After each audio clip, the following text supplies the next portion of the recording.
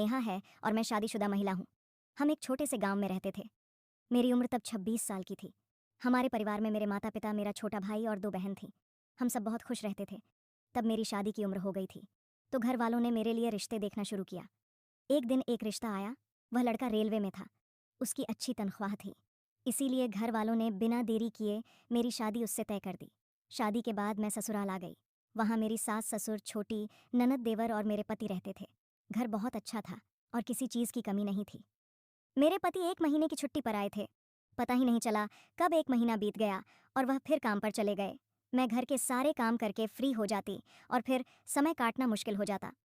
आखिर अभी नई नई शादी हुई थी, इसलिए बहुत मन करता था, पर कैसे भी करके खुद को शांत करती रहती। एक दिन मेरा देवर राहुल मेरे कमरे में आकर कहने लगा, भाभी आप अकेली क्यों बैठी हैं? हमारे साथ बातें कीजिए, या चलिए कुछ खेल खेलते हैं या कोई मूवी देख लेते हैं। तब मैंने कहा, देवर जी, अभी तो मेरा किसी चीज़ में मन नहीं लग रहा है। धीरे धीरे लगने लगेगा, क्योंकि मैं नई हूं ना। फिर एक दिन मैंने अपनी सास से कहा, माँ जी मुझे मायके जाने का मन कर रहा है। तब वह बोली, तुझे राहुल गाड़ी से छोड़ आएगा, बस में क्यों धक्के खाएगी? तब मैंने कहा, ठीक है माँ जी। और फिर अगले दिन मैं मायके जाने के लिए राहुल के साथ निकल पड़ी। राहुल ने मुझे घर छोड़ दिया और तुरंत ही वापस निकल गया। मैंने उसे रुकने को कहा, लेकिन उसने मना कर दिया। उसने न चाय पिया न पानी, बस इतना बोला, भाभी मुझे ज़रूरी काम है, और चला गया। मुझे मायके में आए 4 दिन हो गए थे, लेकिन यहाँ भी मुझे अजीब सा लगने लगा था। इसलिए 5वें दिन मैं बस पकड़ कर वापस अपने ससुराल लौट आई। घर आकर मैंने अपने देवर राहुल से पूछा, राहुल घर में सब ठीक है ना? तो उसने कहा, हाँ भाभी सब ठीक है। मैंने कहा, मालिक का शुक्र है, मेरे ससुराल आने के थोड़े दिन बाद में मेरे देवर राहुल का दुबई का वीजा लग गया और फिर वह दुबई चला गया। अब घर में बस मैं, मेरी सासू माँ और ससुर जी ही रह गए थे। फिर एक रात अचानक मेरे ससुर जी को हार्ट अटैक आया और हम उन्हें अस्पताल लेकर भागे, लेकिन रास्ते में ही उनका निधन हो गया। फिर ऐसे ही एक दिन रेलवे ऑफिस से फ़ोन आया। उन्होंने पूछा, क्या आप विनोद जी के घर से बोल रही हैं? मैंने कहा, हाँ। तो वो बोले, विनोद को ड्यूटी के दौरान सिर पर चोट लगी है, जिससे उसकी आंखों की रोशनी चली गई है। यह सुनते ही मैं जोर जोर से रोने लगी। मेरी सासू माँ ने पूछा, क्या हुआ बहू? लेकिन मैं कुछ नहीं कह पाई, बस रोती रही। फिर मेरी सासू माँ ने फ़ोन पर बात की और जब उन्हें भी पता चला तो वह बेहोश हो गई। आखिर मैं क्या करती? घर में कोई और था ही नहीं। फिर मैंने पड़ोस के एक लड़के को बुलाया और सासू माँ को अस्पताल ले गए। डॉक्टर ने बताया कि वह कोमा में चली गई। फिर 4 दिन तक अस्पताल में पड़ी। मेरी सासू माँ भी इस दुनिया से चल बसी। अब घर में मैं अकेली ही रह गई थी। अब मैंने अपने पति से फ़ोन पर बात की तो उन्होंने कहा, अब मैं काम करने के लायक नहीं रहा, इसलिए मैं वापस आ रहा हूँ। अगले दिन मेरे पति अपने आंखों की रोशनी खोकर वापस लौट आए। अब मैं अपने पति का ध्यान अच्छे से रखने लगी थी। भला हो रेलवे वालों का, जो मेरे पति की आंखों की रोशनी जाने के बाद पेंशन देने लगे। अब उनके पेंशन से ठीक ठाक पैसे आते थे, मगर जब भी कहीं जाना होता तो बहुत मुश्किल होती थी। इसलिए हमने एक गाड़ी ले ली और ड्राइवर रखने का सोचा। पेंशन से मिले पैसों को बैंक में जमा करते और उसी पर ब्याज मिलता था। हमारा ड्राइवर देखने में बहुत सुंदर और होशियार था, ऊंचा लंबा और खूब जवानी थी। उसमें अब जब भी कहीं जाना होता तो बस उसे फ़ोन कर देते और वह फट से आ जाता। एक दिन हमें मायके जाना था। मैंने ड्राइवर को फ़ोन किया और वह आ गया। हम गाड़ी में बैठे और निकल पड़े। ड्राइवर बीच बीच में गाड़ी के आईने से मुझे देखता रहता, पर मेरा ध्यान उस पर नहीं था। अचानक मेरी नज़र उस पर पड़ी और मैंने देखा कि वह बड़ी तीव्रता से मुझे देख रहा था। मेरे पति की आंखों में रोशनी नहीं थी। इलाज के बाद वह चश्मा लगाए थे तो उन्हें कुछ खास दिखाई नहीं देता था। रास्ते भर ड्राइवर ने मुझे तरह तरह के इशारे करता रहा। वह शायद मुझे हासिल करना चाहता था, लेकिन यह सब देख मैं भी धीरे धीरे उसकी ओर आकर्षित हो रही थी। मायके पहुंचकर जब सबका आशीर्वाद ले लिया तो मैंने ड्राइवर को चाय और पानी देने के लिए गाड़ी के पास गई। तब उसने चाय लेते वक्त मेरे हाथ पर अपना हाथ फेर दिया। तब मुझे एक अजीब सी फीलिंग हुई। फिर कुछ देर रुककर हम घर वापस निकल पड़े। रास्ते में वह फिर से मुझे इशारे कर रहा था। घर पहुंचकर मैंने अपने पति को कमरे में छोड़ा और बाहर ड्राइवर के पास गई। फिर मैंने उससे कहा, अगर तू यहीं ठहरना चाहता है तो रुक जा, क्योंकि कल हमें पेंशन लेने जाना है। तब उसने कहा, ठीक है मैडम। तब मैंने उससे कहा, हमारे घर में 4 कमरे खाली पड़े हैं, तू जिसमें चाहे उसमें आराम कर सकता है। रात बहुत हो गई थी तो वह रुकने के लिए तैयार हो गया। फिर मैंने रात का खाना बनाया, पहले अपने पति को खिलाया और फिर ड्राइवर के कमरे में खाना देने गई। तब मैंने कहा, अमर खाना खा लो। मेरे ड्राइवर का नाम अमर था। तब उसने कहा, ठीक है मैडम, बेड पर रख दो। फिर मैं बेड पर खाना रखकर जाने लगी। तभी उसने मेरा हाथ पकड़ लिया और बोला, मैडम मेरी एक बात सुन लो। तब मैंने कहा, हाँ बोलो।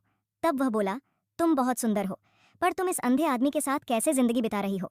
तब मैंने कहा कि पहले सब ठीक था, पर अब इनके आंखों की रोशनी चली गई है। इस पर ड्राइवर बोला, रात को 11 बजे तक जब आपका पति सो जाए तब आकर मेरी पूरी बात सुन लेना। मैंने कहा, जो भी कहना है अभी ही कह दो। इस पर वह बोला, अभी नहीं। मैंने कहा, ठीक है, और फिर मैं वहां से चली आई। रात के करीब 11 बजे मेरे पति गहरी नींद में सो गए और मैं धीरे से ड्राइवर के कमरे में चली गई। उस वक्त मैंने काले रंग की नाइटी पहनी हुई थी जिसमें मेरा पूरा बदन साफ साफ दिख रहा था। मुझे देखकर ड्राइवर की तो सांसें ही अटक गईं। वह मुझे बस देखता ही रहा और मैं तो जाकर सीधे उसके बिस्तर पर ही बैठ गई। फिर हड़बड़ा हुए उसने मेरा हाथ पकड़ा और कहा, तुम बहुत सुंदर लग रही हो। फिर ड्राइवर ने मुझसे पूछा, एक बात कहूँ? तब मैंने कहा, हाँ बोलो। फिर वह बोला, नाराज मत होना। मैंने कहा, नहीं बोलो तो सही। तब उसने कहा, क्या आज मुझे खुशी थी? उस दिन से हमारे बीच एक नया रिश्ता शुरू हो गया।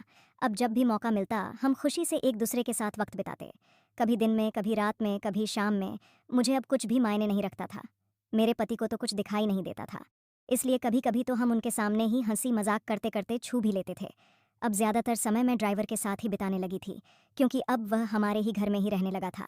हमने उसे अलग से एक कमरा दे दिया था ताकि किसी को शक ना हो। धीरे धीरे समय बीतता चल गया। अब 5 महीने बाद मेरे पति की आंखों की फिर से जांच होनी थी। तब हमें लगा कि 1 घंटे में जांच हो जाएगी और हम वापस आ जाएंगे, पर डॉक्टर ने 3 घंटे लगा दिए। मुझे लगा कि इतनी देर क्यों लग रही है। फिर डॉक्टर ने मुझे बुलाकर बताया कि उन्होंने ऑपरेशन किया था, पर आंखों की रोशनी वापस नहीं आएगी।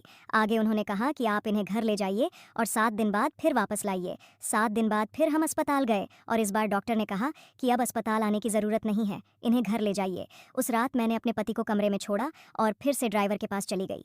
पर इस बार जो हुआ वह मैंने सपने में भी नहीं सोचा था, क्योंकि इंटीमेट के दौरान अचानक मेरे पति हमारे सामने आ खड़े हुए। फिर वह बोले, मुझे कितने दिनों से शक था तुम पर। मैं आंखों से भले ही अंधा हो गया था, पर कानों से सुन सकता था कि तुम दोनों क्या कर रहे थे। जब तुम मेरे सामने यह सब कर रहे थे तो मैं सोने का नाटक करता था। मुझे सब कुछ समझ में आ रहा था। बस मैंने तुम दोनों को रंगे हाथ पकड़ने की ठान ली थी, इसलिए मैंने डॉक्टर को सारी सच्चाई पहले ही बता दी थी और कहा था कि मेरी बीवी को यह मत बताना कि मेरी आंखों की रोशनी वापस आ गई है। इसीलिए डॉक्टर ने यह बात तुमसे छुपाई। फिर उन्होंने मेरा ऑपरेशन किया जिससे मेरी आंखों की रोशनी वापस आ गई और 7 दिन बाद वापस गए। तब मेरे टांके भी काट दिए गए। पर तू ड्राइवर के प्यार में इतनी अंधी हो गई थी कि तुझे कुछ समझ ही नहीं आया। तुझे सिर्फ यही ड्राइवर चाहिए था। कितनी बार तुम दोनों ने साथ में मज़े किए इसका मुझे पता नहीं, लेकिन मैं खुद को कैसे काबू में रखता यह भी मुझे नहीं मालूम। आज मैंने तुम दोनों को रंगे हाथ पकड़ ही लिया। इतना सुनने के बाद मैं अपने पति से कहने लगी, सुनो जी, इसमें मेरा कोई कसूर नहीं है। यह सब इस ड्राइवर अमर का काम है। इसी ने मुझे अपने जाल में फंसाया है। तभी ड्राइवर बोला, तुम यह क्या कह रही हो? इसमें तुम्हारी भी मर्जी थी, तभी तो तुमने मुझे अपने पास बुलाया। मैंने तुझे ज़बरदस्ती अपने जाल में नहीं फंसाया। ये सब सुनते ही मेरे पति का गुस्सा 7वें आसमान पर आ गया और फिर मेरे पति ने मुझे तलाक दे दिया। तब भी मैंने सोचा था कि ड्राइवर के साथ नई जिंदगी शुरू करूंगी, मगर जल्द ही मुझे अपनी गलती का एहसास हुआ। धीरे धीरे मेरे खुद के माँ बाप और पूरे परिवार वालों ने भी मुझसे नाता तोड़ लिया। अब हालात यह थे कि ड्राइवर भी मुझसे दूर हो गया और मैं अकेली रह गई। कुछ ही दिनों बाद खबर मिली कि मेरे पति ने मुझे छोड़कर अपने छोटे भाई राहुल के पास दुबई जाने का फैसला कर लिया।